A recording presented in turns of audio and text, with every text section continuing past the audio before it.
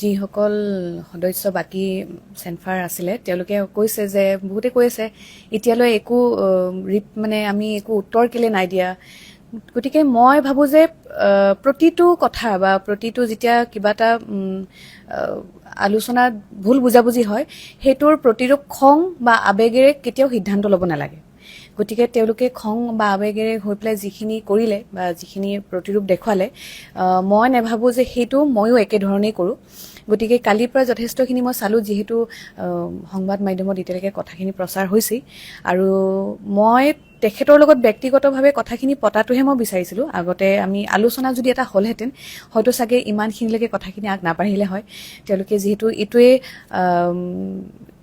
সমাধান বুলি ভাবিলে যে মিডিয়াৰ ওচৰত গ'লে তেওঁলোকে যিখিনি তেখেতৰ ভুল বুজাবুজি সেইখিনি তেওঁলোকৰ ক্লিয়াৰ হ'ব গতিকে তেওঁলোকে সেই ৰাস্তাটোৱে ল'লে আমাৰ ক'ব লগা একো নাই তেওঁলোকৰ বিবেকেৰে যিটো সিদ্ধান্ত লৈছে বা যিখিনি কৰি আছে এতিয়াও তেওঁলোকে তেওঁলোকৰ ঠাইত শুদ্ধ মই মোৰ ঠাইত শুদ্ধ গতিকে যিহেতু অভিযোগ মোলেও আহিছে গতিকে ময়ো কথা কেইটামান ক্লিয়াৰ কৰিম যিহেতু ময়ো জানো মই কতো ভুল নাই কৰা গতিকে যিখিনি মোৰ অভিযোগ আছিলে সেইখিনি মই এতিয়া এটা এটাকৈ ক্লিয়াৰ কৰিবলৈ মই আৰম্ভ কৰি আছোঁ আৰু যিহেতু সংবাদ মাধ্যমৰ যোগেদিয়ে তেওঁলোকে এই কথাখিনি এটা বিতৰ্কৰ সৃষ্টি কৰিছে এটা মোলে অভিযোগ আনিছে গতিকে ময়ো সংবাদ মাধ্যমৰ জৰিয়তে কথাখিনি ক্লিয়াৰ কৰোঁ যাতে এই লাইভটি চাই পেলাই সকলোৱে নিজৰ নিজৰ যিখিনি ভুল ধাৰণা বা বুজাবুজি আছে চব ক্লিয়াৰ হৈ যাওক প্ৰথম তেওঁলোকৰ অভিযোগটো আছিলে কোকৰাঝাৰ অনুষ্ঠানটোৰ পৰা আৰম্ভ কৰোঁ যিহেতু কালিৰ সেই অনুষ্ঠানটো লৈয়ে আৰম্ভ হৈছে কথাখিনি আমাৰ কোকৰাঝাৰৰ যিখন অনুষ্ঠান আছিলে এখন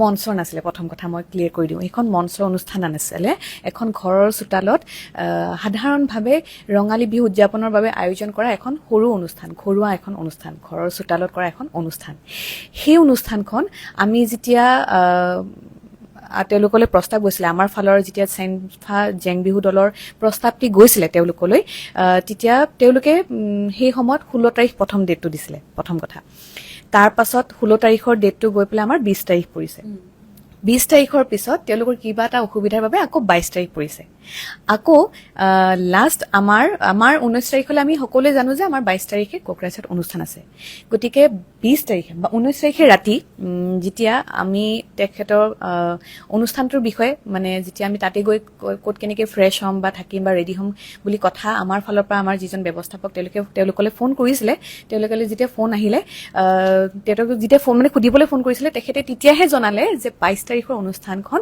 আকৌ 21 তাৰিখ কৰা হৈছে আমি 19 তাৰিখলৈকে আমি তেতিয়া দিনলৈকে ভাবি আছিলোঁ যে আমাৰ 22 তাৰিখত কোকৰাঝাৰ অনুষ্ঠান আছে গতিকে 19 তাৰিখে ৰাতি সেই তাৰিখটো সলনি হৈছে প্ৰথম খেলিমেলি তাতেই লাগিলে গতিকে আমাৰ আকৌ 21 তাৰিখে একেই দিনাখনে আমাৰ মহানগৰীতো অনুষ্ঠান ৰাখি থোৱা হৈছে চেনফা জেং বিহু দলৰ গতিকে এতিয়া আমি প্ৰথমতে সমাধান উলিয়ালো যে 21 তাৰিখৰ অনুষ্ঠানখন কিবা কাৰণত আমি তাৰিখ সলনি কৰিব পাৰিম নে নাই সেইটো পাতিলো তেওঁলোকে নোৱাৰে কাৰণ অলৰেডি যিহেতু তেওঁলোকে 21 তাৰিখৰ মহানগৰী যিখন অনুষ্ঠান আগতীয়াকৈ সব আয়োজন কৰিছে সকলো ধৰণৰ তেওঁলোকে প্ৰচাৰ নিজৰ ফালৰ পৰা চলালে গতিকে তেওঁলোকে কৈছে আমাৰ ফালৰ পৰা আমি এই তাৰিখটো সলনি কৰিব নোৱাৰিম আমাৰ ফালৰ পৰা অসম্ভৱ 21 তাৰিখৰখন 21 তাৰিখে ৰাখিবলৈ দিয়ক 22 তাৰিখ তাৰ পাছত আমি চেষ্টা কৰিলো 22 তাৰিখৰ অনুষ্ঠানখন আন এটি তাৰিখলৈ লৈ যাবলৈ তেতিয়া তেওঁলোকৰ মানুহে ক'লে যে আমাৰো পিছলৈ সময় নিমিলিব বা ডেট নহ'ব আপোনালোকে কিবা প্ৰকাৰে সেই অনুষ্ঠানখন কৰি দিয়ক তাৰ পাছত তাৰ ফালৰ পৰা এটা কথা আহিলে যিটো মানে সেই গোটেইখিনি মানে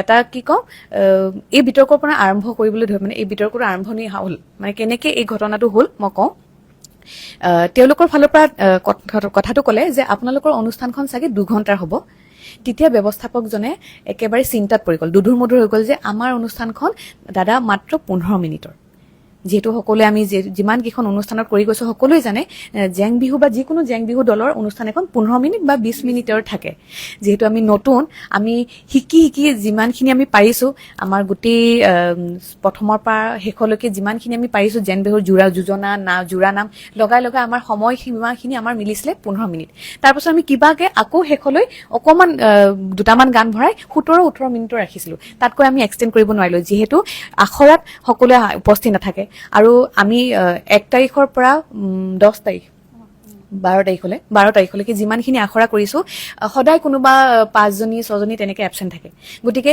এখন বা এটা বিহু দলৰ আখৰা হ'বলৈ হ'লে সকলোৱে উপস্থিত থকাটো দৰকাৰ, কাৰণ তাতে কোৰিঅ'গ্ৰাফি থাকে, যোজনা কোনে গাব সেইটো থাকিব, জোৰানাম কোনে গাব সেই বস্তুটো থাকে, ফৰ্মেশ্যন থাকে।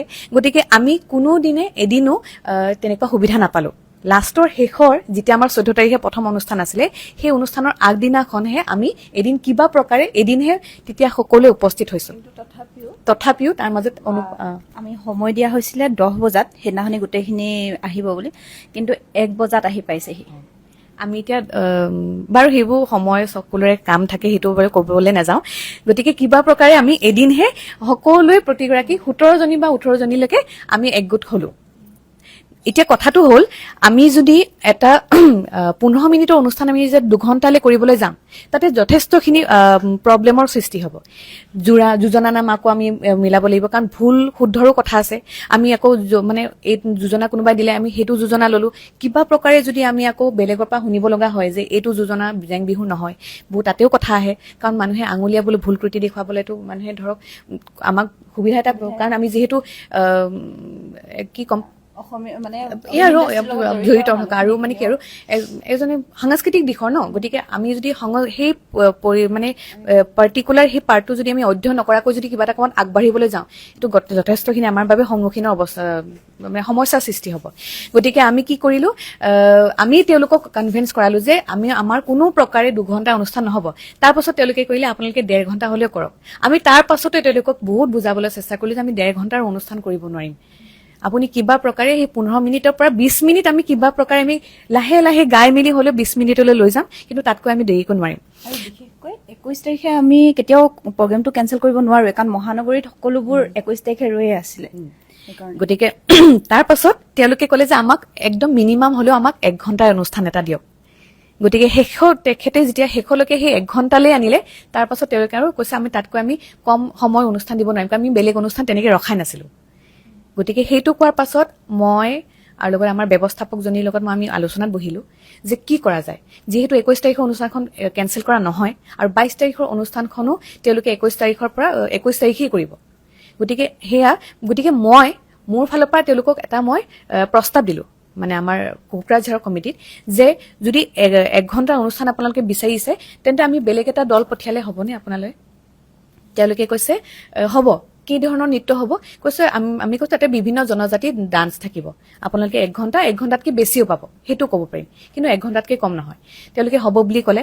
তাৰ পাছত তেওঁলোকে ক'লে যে যিহেতু অলৰেডি চেনফা জেং বিহু দলৰ নামটো গৈছে বা শিল্পীৰ এটা দল যাব বুলি কৈছিলে, গতিকে সেই উক্ত দিনটোত যদি কোনো ধৰণৰ এগৰাকী শিল্পী নাথাকে, কথাটো বেয়া হ'ব।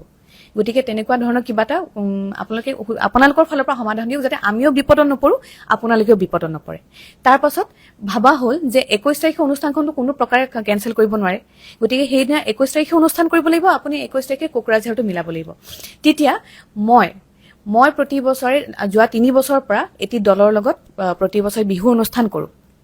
গ্ৰুপটোৰ নাম হৈছে ৰাকেশ বড়োৰ তত্বাৱধানত থকা পূৰ্বাঞ্চল কৃষ্টি দল। সেই দলটিৰ লগত মই যোৱা 3 বছৰৰ পৰা অনুষ্ঠান কৰি আহিছো।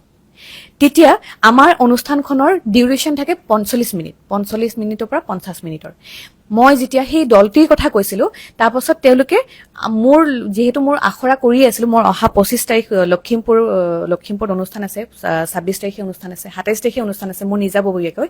গতিকে মই তেওঁলোকক কলো যে আমাৰ এনেকুৱা এটি দল আছে, মানে ৰাকেশ বড়োৰ তত্বাৱধানত পূৰ্বাঞ্চল সংস্কৃতি বুলি গৈছে, য'ত ময়ো আছো। তেখেতৰ মোৰ 2-3টা ট্ৰেক মোৰো পাৰফৰ্মেন্স থাকে। গতিকে সেই দলটি লৈ গ'লে আপোনালোকৰ কিবা আপত্তি আছে নেকি? নাই বুলি ক'লে। সেইটো কথা যিখন অনুষ্ঠানৰ যিজন মেইন অনাৰ আমাৰ যোনে পাতিছিলে তেখেতে জানে, তেখেতে 20 তাৰিখলৈকে জানে যে সেই 21 তাৰিখে আপোনাৰ পূৰ্বাঞ্চল কৃষ্টি দলে যাব, পূৰ্বাঞ্চল কৃষ্টি দল আৰু লগত মই, সেই কথাখিনি তেওঁলোকে জানে। তাৰ পাছত 21 তাৰিখৰ দিনত এটা আমাৰ গ্ৰুপৰে এজনী সদস্য পিংকি শৰ্মা, তেখেতলৈ ফোন আহিলে কোকৰাঝাৰৰ পৰা। যিহেতু অনুষ্ঠানটি আগৰ পৰাই ঠিক কৰি থোৱা হৈছিলে, গতিকে 2-এজনৰ মুখে মুখে সিঁচৰিত হোৱাটো স্বাভাৱিক। আৰু যিহেতু 20 তাৰিখে ৰাতি হঠাৎ মানে সলনি হোৱা এটা তাৰিখ বা হঠাৎ সলনি হোৱা এটা সিদ্ধান্ত, গতিকে সকলোৱে হয়তো নাজানিব পাৰে। গতিকে তাইলৈ ফোন আহিছিলে যে তেওঁলৈ ফোন আহিছিলে যে আপোনালোকে কোকৰাঝাৰলৈ আহি আছে ন চেনফা জেং বিহু দলটি?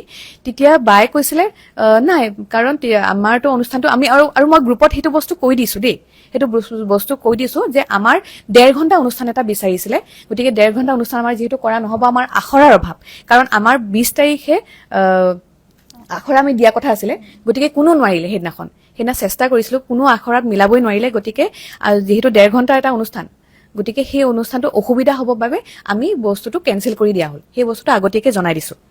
গতিকে তেওঁলৈ ফোন আহিলে, তেওঁলৈ ভাবিছে যে চেনফা জেং বিহু দল নামৰ এটি মানে মই নিজাববীয়াকৈ এটা দল খুলি পেলাই কোকৰাঝাৰত অনুষ্ঠান কৰিবলৈ গৈ আছো, কিন্তু তেনেকুৱা কোনো কথা নহয়। মই প্ৰিয়ম পল্লৱী লগতে মোৰ লগত পূৰ্বাঞ্চল কৃষ্টি বাৰে বহনীয়া নৃত্য প্ৰদৰ্শনহে কৰিবলৈ তালৈ গৈ আছে, কোনো চেনফা জেং বিহু দল যোৱা নাই, কাৰণ চেনফা জেং বিহু দল মহানগৰীত 21 তাৰিখে অনুষ্ঠান তেওঁলোকৰ আছে সন্ধিয়া, আৰু কৰিছেও, সেইটো আপোনালোকে প্ৰমাণ সহকাৰে পাব যদি বিচাৰে। সেইটো কথা গ'ল।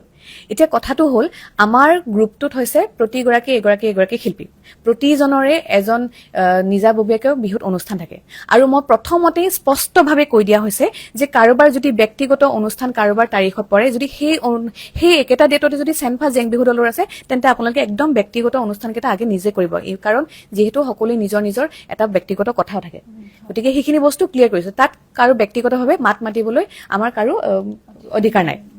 কোনোবাই যদি নিজাববীয়াকৈ মানে বেলেগ এখন অনুষ্ঠান কৰিছে, কৰিব পাৰে, গতিকে সেইখিনি কথা তাতেই গ'ল। এতিয়া কথাটো হ'ল যে তাৰ পাছত কথাখিনি বাঢ়ি নেজানো কেনেকে কি হৈছে, এনেকে কোনোবাই কিবা ভাবিলে যে এনেকে যদি চেনফা জেং বিহু দলৰ অনুষ্ঠান ৰাখি পেলাই প্ৰিয়ম পল্লৱী যদি বেলেগ অনুষ্ঠান এখন কৰি আছে, তাৰ পাছৰ পৰা সিহঁতে কথাবোৰ আৰম্ভ কৰিলে, কি ধৰণে কথাবিলাক হৈ আছে মানে। তাৰ পাছত প্ৰথম বিতৰ্ক মোৰ কাণত পৰিছে, মানে মই ৰাতিকে গম পাইছো যেতিয়া মানে সংবাদ মাধ্যমত গৈছে, প্ৰথম বিতৰ্ক আহি পৰিছে আমাৰ বঙাইগাঁও দুলাইগাঁও অনুষ্ঠানখনৰ বিতৰ্কটো। সেই বিতৰ্কটোত আমাৰ মোৰ সম্পৰ্কীয়, মই মামা ককা বুলি কওঁ, ৰাজেশ, কি নাম আছিলে, ব্ৰজেন ৰায়, তেখেতে মাতিছিলে আমাৰ ইয়াতো, আৰু তেখেতলৈ আমাৰ ৰুদ্ৰাক্ষৰ ফালৰ পৰাই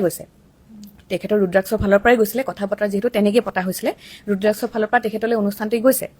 এতিয়া তেখেতলৈ ফোন আহিলে প্ৰথম কথাত যে আপোনালোকে কোনোবা এখন মানে সেই আৰু কথাখিনি উলিয়াবলৈ, পে'মেণ্টৰ কথা উলিয়াবলৈ এটাৰ পিছত এটা ফোন আহিলে।